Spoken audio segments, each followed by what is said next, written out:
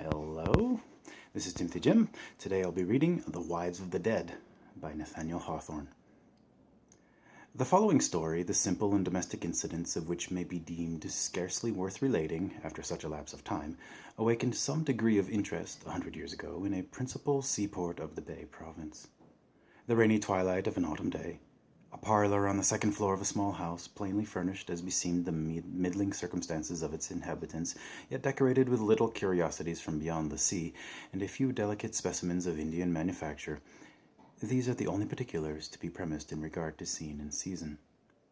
Two young and comely women sat together by the fireside, nursing their mutual and peculiar sorrows.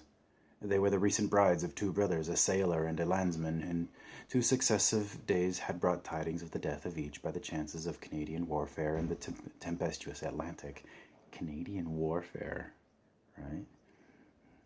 The universal sympathy excited by this bereavement drew numerous condoling guests to the habitation of the widowed sisters. Several, among whom was the minister, had remained till the verge of evening, when, one by one, whispering many comfortable passages of Scripture that were answered by more abundant tears, they took their leave and departed to their own happier homes. The mourners, though not insensible to the kindness of their friends, had yearned to be left alone, united as they had been by the relationship of the living, and now more closely so by that of the dead. Each felt as if whatever consolation her grief admitted were to be found in the bosom of the other. They joined their hearts and wept together silently. But after an hour of such indulgence, one of the sisters, all of whose emotions were influenced by her mild, quiet, yet not feeble character, began to recollect the precepts of resignation and endurance which piety had taught her when she did not think to need them. Her misfortune, besides, is earliest known, should earliest cease to interfere with her regular course of duties. Accordingly, having placed the table before the fire and arranged a frugal meal, she took the hand of her companion. "Come, dearest sister, you have eaten not a morsel today," she said.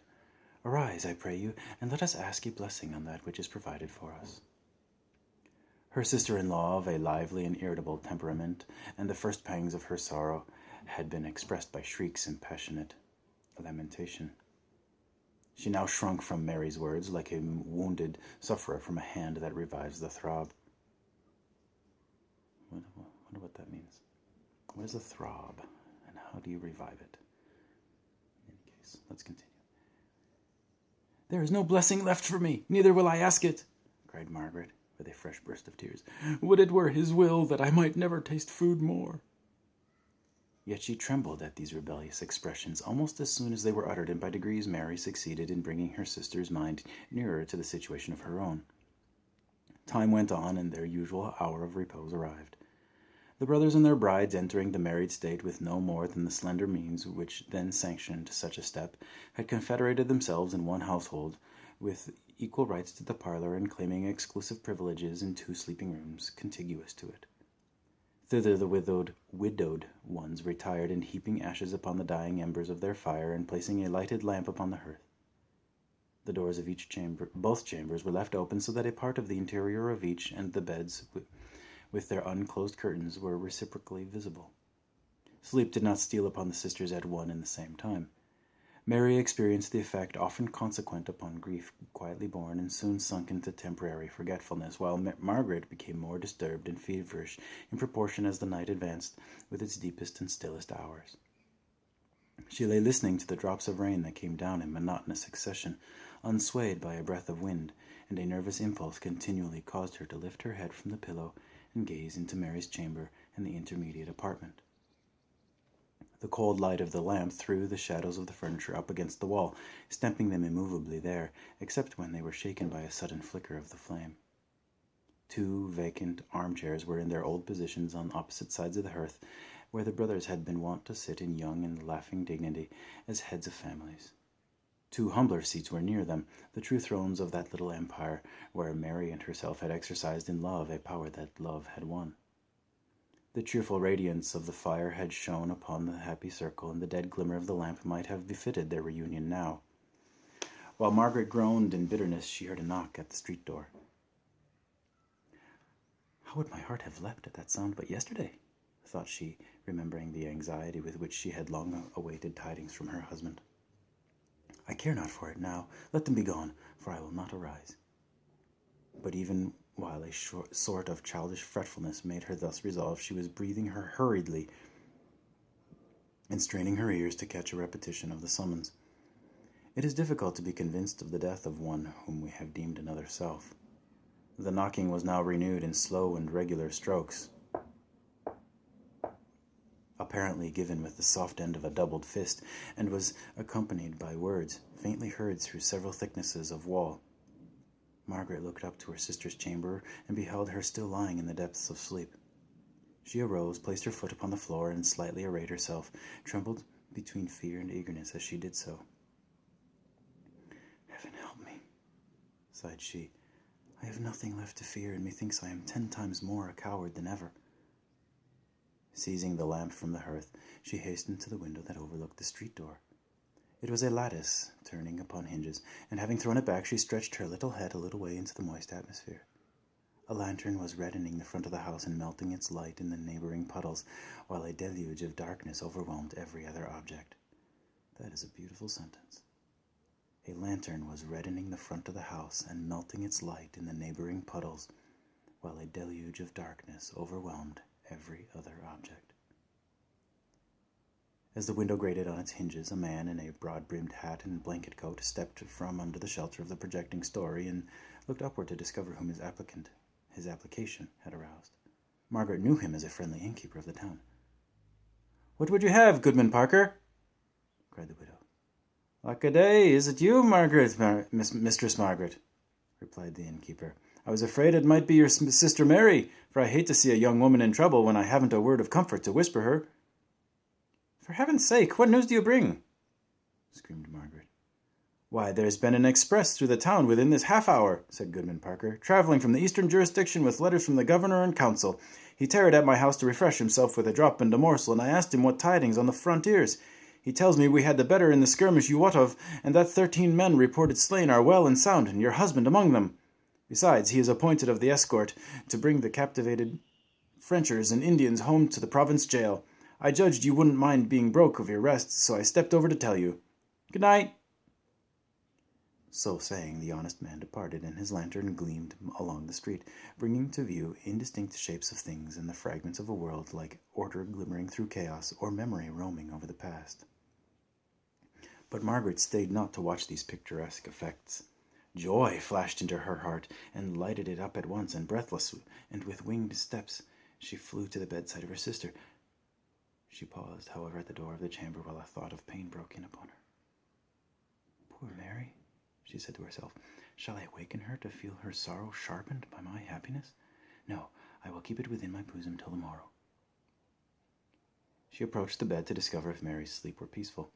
Her face was turned partly inward to the pillow and had been hidden there to weep, but a look of motionless contentment was now visible upon it, as if her heart, like a deep lake, had grown calm because its dead had sunk down so far within. Happy is it, and strange, that the lighter sorrows are those from which dreams are chiefly fabricated.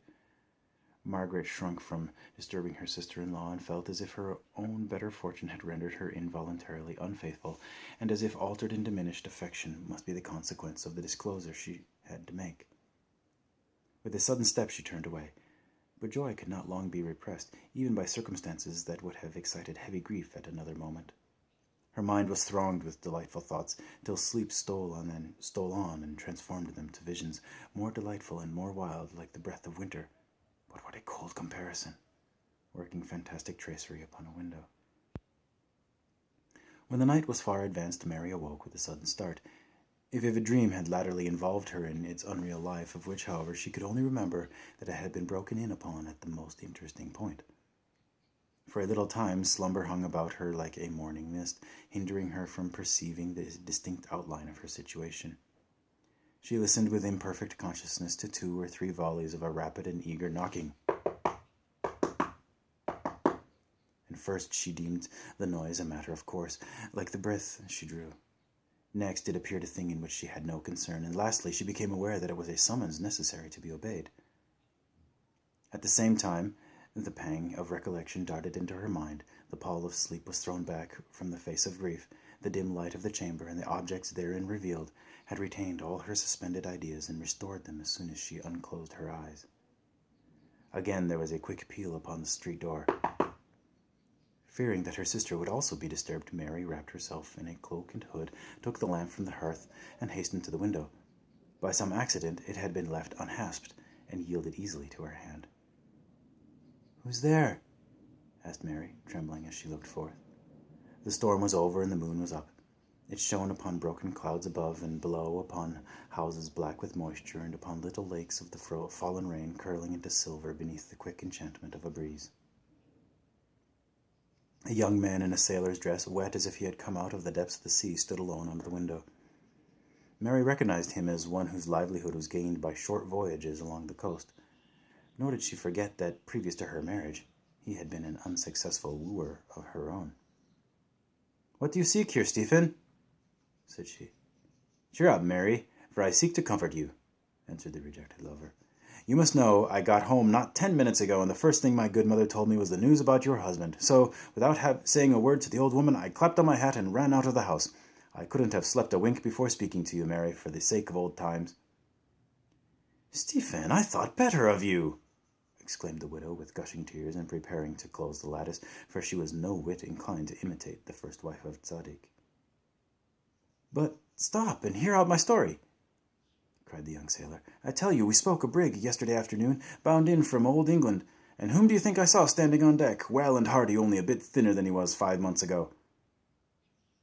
Mary leaned from the window, but could not speak.